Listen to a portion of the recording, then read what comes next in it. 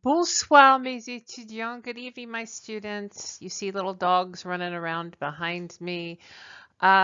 This is a relatively short video, but it has some important homework. I mentioned some of the things that I talk about here in class, but this is a video with an exercise that will help reinforce the lesson that I gave in class.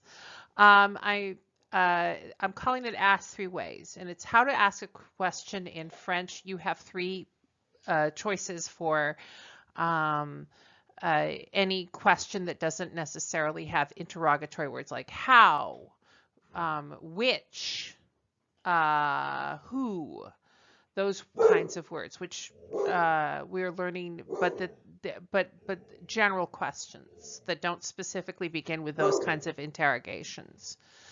And yes, my dog is asking who, I guess. All right. Il est inévitable qu'un étudiant de français veut parfois poser des questions. It is inevitable that a student of French wants, parfois means sometimes, from time to time, poser des questions. Poser des questions. The French don't ask a question. They pose a question. If I say je te demande, I'm asking you to do a thing usually. Mais je te pose une question, I ask a question.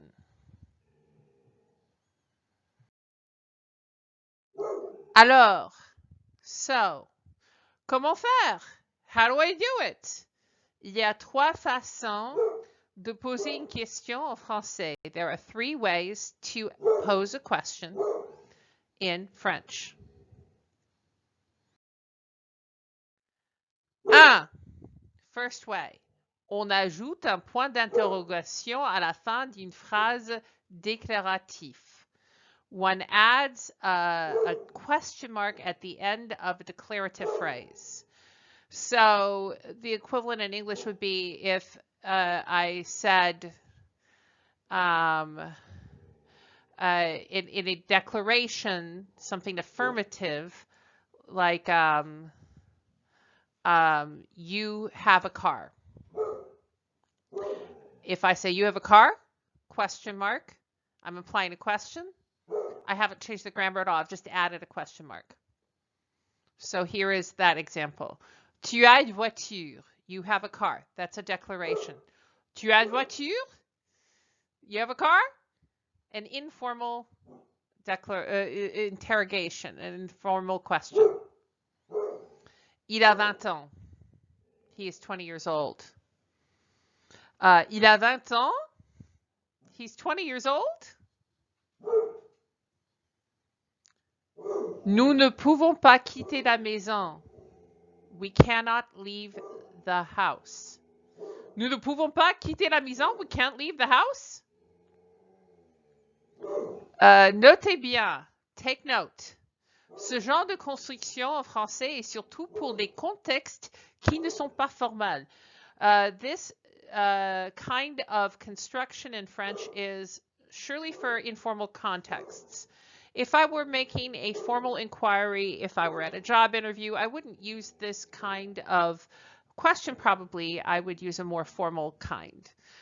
These are more like conversational with friends or family.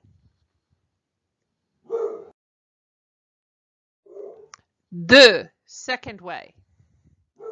On renverse l'ordre du sujet et du verbe avec un trait d'union. One reverses or inverses the order of the subject and the verb with a hyphen between them. Exemple. Vous avez une cigarette is a declaration. So if I want to ask if someone has one, I would say, avez-vous une cigarette? Do you have a cigarette? Ils mangent souvent au restaurant. They often eat at the restaurant. Mangent-ils souvent au restaurant? Do they often eat at the restaurant? Notice, again, you have the subject and verb inverted, and you put a hyphen between them and a question mark at the end. Nous chantons l'hymne national. We sing the national anthem. That's a declaration. Chantons-nous l'hymne national? Are we singing the national anthem? And you could even use this inversion if you're asking a question about yourself. Je suis fou. I am crazy. Suis-je fou? Am I crazy? Question mark.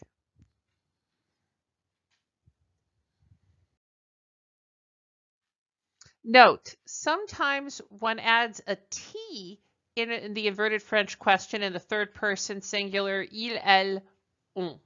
I'll give you some examples because that's not clear what I just wrote. Let me show you and explain.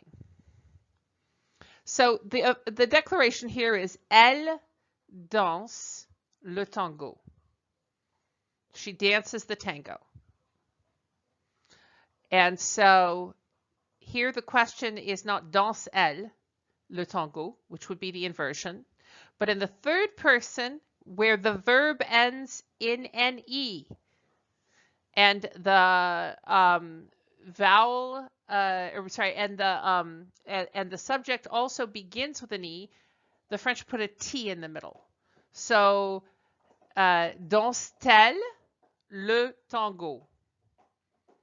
Does she dance the tango? But the T is there so that you don't think I've invented a strange word you've never heard of called danse-elle. Danse-t-elle? Il aime le pizza. He likes pizza. Aime-t-il le pizza? Again, aime ends in this construction with a vowel, with an E. And il begins with a vowel, an I. Aime-t-il le pizza? There is in between the verb and the subject in the inversion a T, again to distinguish the sound so we know where the words are divided. And so again, the pronoun begins with a vowel, this is the rule, and the verb ends with the letter E. One adds a T in between the inverted subject and verb surrounded by hyphens. And so in the third person, singular, because you don't do it for the plural, you may have to do this for some verbs. Not for every verb, because if it doesn't end in an E, you won't. 3. Third way. On ajoute, one adds, la phrase est-ce que, the phrase est-ce que, au début d'une phrase déclarative, at the beginning of a declarative phrase. So we did the first way, was just adding a question mark on a sentence which normally is not even structured like a question. Here we are structuring it like a question by adding something in the beginning, which est-ce que means is it that? That is the meaning of that phrase, est-ce que. And here are some examples. Elle arrive demain. They, the all-female group, arrive demain, are arriving tomorrow. Est-ce qu'elles arrivent demain? Let's say I am very confident. I say, je suis belle dans cette robe. I am beautiful in this dress.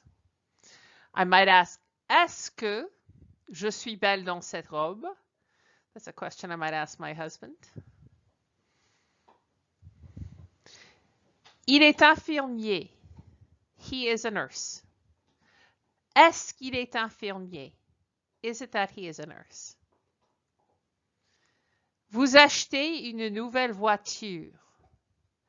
Est-ce que vous achetez une nouvelle voiture? There you have it. So here is your homework. Votre devoir.